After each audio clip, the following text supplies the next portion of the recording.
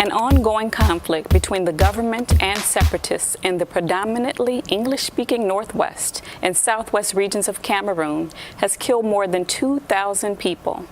More than 200 villages have been completely or partially burned. More than 500,000 people have been internally displaced, and about 50,000 people have become refugees. For more on the crises and how people of faith in the United States can help end it, we welcome Terrence Wakai, a native of Cameroon, who has been involved in community organizing and advocacy for over 2 decades and is currently an Illinois organizer with the Global Initiative to End Cameroon's Colonial Conflict. Tell me the origins of this conflict. The origins of this conflict basically goes back to the failed decolonization process that was engaged in the southern Cameroons. The southern Cameroon, so what is today known as the Anglophone regions, was a United Nations Trust territories. And according to the United Nations Charter, all trust territories were supposed to be developed into independence or self-government. In the case of the southern Cameroons, or what is today known as the Anglophone regions, when the time for independence came around, they were given an option to gain independence by either joining Nigeria or Cameroon. And in this case, they chose to join French Cameroon. How is that region different from the rest of Cameroon, and what do the people there want? The Anglophone region, as the name implies, is English-speaking. It was a League of Nations mandate under the British. It was a trust territory under the British, as opposed to the rest of Cameroon, which was a French mandate under the French and a trust territory under the French. So we have cultural, political, and legal systems which we inherited from the British, as opposed to the other part of Cameroon, or French Cameroon, which has cultural, educational, and legal systems which they inherited from the French. So that has been the main point of conflict between the two parties. When was the last time that you were there? And what did you see when you were there? The last time I was there was in 2014. At that point, the conflict had not erupted to what we know today.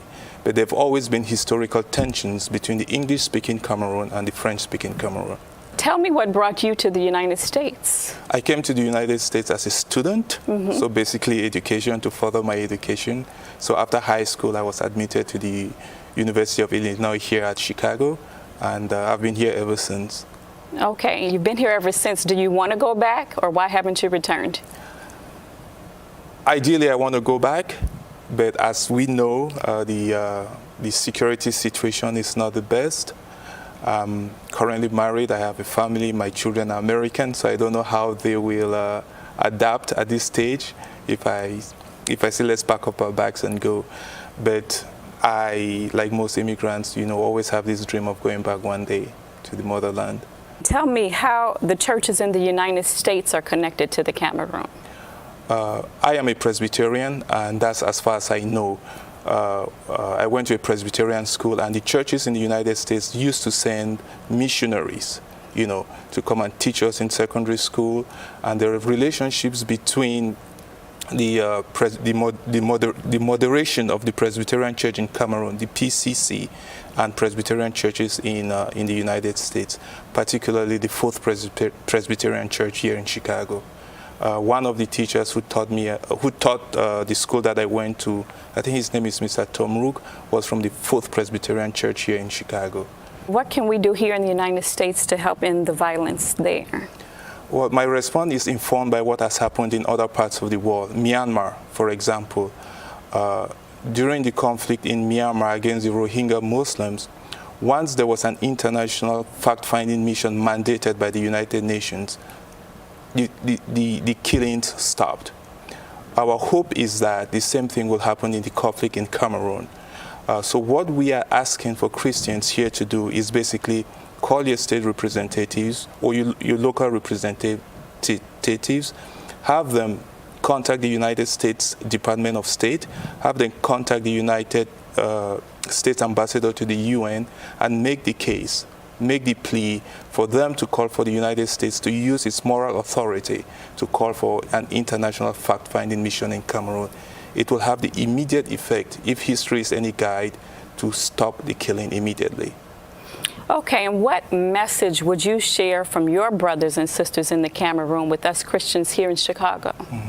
Well, the message I want to share with them is that they should keep hope. You know, when I read, before coming here, I read the last message that the moderator of the Presbyterian Church, Reverend Funky, sent out.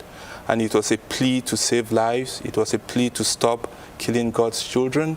And all I have for them is to listen to their moderator, be hopeful, continue praying for them, and that those of us here in the United States have them in our hearts and we're praying for them. Is there anything else that you want to make sure that we know as a people, what you want? Well, what I want you guys to understand is that Cameroon is in a very difficult place. You know, the people are in a very difficult place.